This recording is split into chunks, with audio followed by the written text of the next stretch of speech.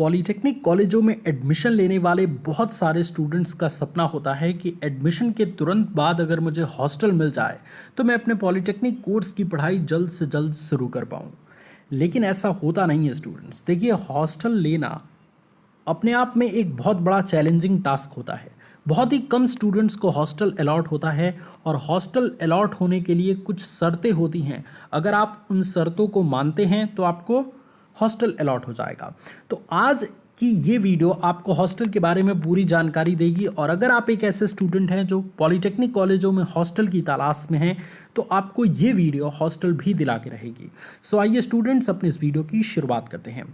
सबसे पहले आप में से बहुत सारे स्टूडेंट्स के दिमाग में हॉस्टल का मतलब कुछ इस तरीके का सीन बना हुआ है।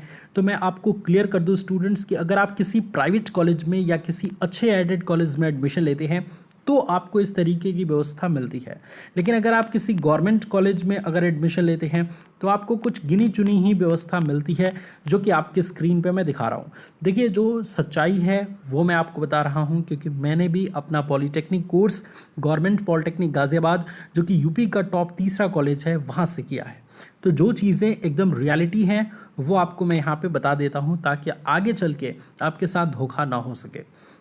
देखिए स्टूडेंट्स, जो गवर्नमेंट कॉलेज में हॉस्टल होता है उसमें आपको एक बेड मिलेगा सिंगल, जिस पे आप सो सकते हैं या पढ़ाई कर सकते हैं, और साथ ही साथ एक अलमीरा मिलेगा जिसमें आप अपना रहने और खाने का सामान रख सकते हैं, और एक चेयर टेबल आपको मिलेगा जिस पर आप अपनी पढ़ाई कर सकते हैं। सिर्फ इतनी ही फैसिलिटी मैक्सिमम गवर्नमेंट कॉलेजों के हॉस्टल में मिलती है। सो अगर आप कंफर्टेबल हैं तो आप हॉस्टल ले सकते हैं। कंफर्टेबल नहीं है तो बहुत सारे बच्चे रूम लेके भी रहते हैं। इनफैक्ट मैंने भी 3 साल रूम लेके ही अपनी पढ़ाई की। तो आप अपना रूम पार्टनर चूज़ करके और रूम लेके भी रह सकते हैं। ये दोनों ऑप्शन आपके पास है स्टूडेंट्स, ठीक है। अब हम बात करते हैं कि हॉस्टल में रहने और खाने का फीस कितना लगता है। तो देखिए स्टूडेंट, सबसे पहले हम रेंट के बारे में बात करते हैं कि रहने का रेंट कितना लगेगा। तो ये रेंट स्टूडेंट्स अलग अलग गवर्नमेंट कॉलेजों के हॉस्टल पे निर्भर करता है।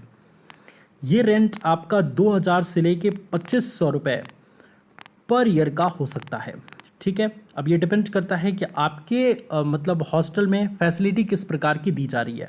अगर फैसिलिटी काफ़ी अच्छी है तो हो सकता है कि आपके हॉस्टल की रेंट 2500 पर ईयर हो।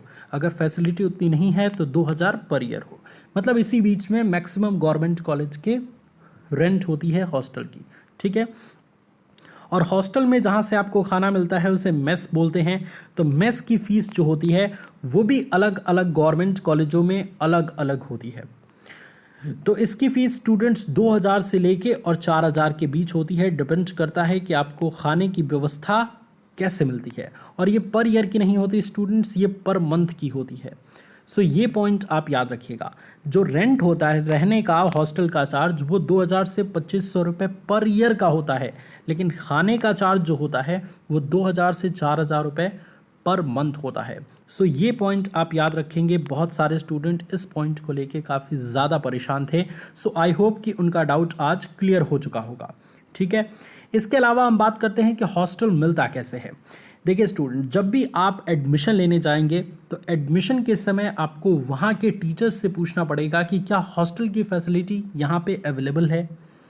अगर वो टीचर्स कहते हैं कि हाँ, इस कॉलेज में हॉस्टल की फैसिलिटी अवेलेबल है, तो आपको कहना होगा कि मैं एडमिशन लेना चाहता हूँ हॉस्टल में। वो आपको एक फॉर्म देंगे, उस फॉर्म को आपको फिलअप कर देना है। आपको कुछ दिन बाद पता चल जाएगा कि आपको हॉस्टल मिला या नहीं मिला।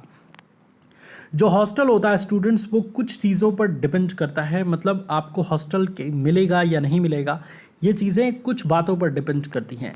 जैसे हॉस्टल से आपके घर का डिस्टेंस कितना है, मतलब आपके घर की दूरी कितनी है हॉस्टल से।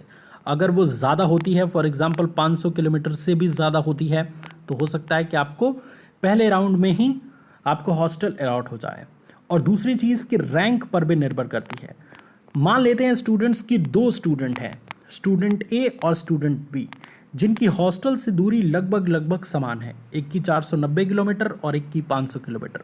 तो दोनों को तो हॉस्टल की ज़रूरत है। तो अब हॉस्टल किसको दिया जाएगा? तो जिसकी रैंक अच्छी होगी और जिसकी डिस्टेंस भी ज़्यादा होगी उनको हॉस्टल अलॉट कर दिया जाता है। तो ये पॉइंट आपको याद रखना है। सभी स्टूडेंट्स को हॉस्टल अलॉट नहीं होता, क्योंकि हॉस्टल की भी एक कैपेसिटी होती है कि इतने ही बच्चे उसमें रह सकते हैं। सो ये डिपेंड करता है कि आपकी रैंक कितनी है और आपका डिस्टेंस कितना है हॉस्टल से, इस बात पर, और उसी के माध्यम से आपको हॉस्टल अलॉट किया जाता है, हॉस्टल दिया जाता है। सो आई होप कि हॉस्टल के बारे में पूरी जानकारी आपको मिल चुकी होगी।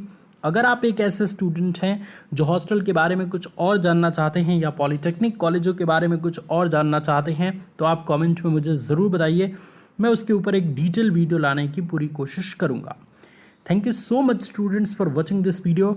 अगर आप चाहते हैं कि आपके करियर की राह में आपका सबसे बड़ा दोस्त, आपका सबसे बड़ा साथी एग्ज़ाम वाला भैया हो, सो चैनल को सब्सक्राइब करके हमें सपोर्ट ज़रूर करिए। Thank you so much students for watching this video. God bless you all, love you all students, take care.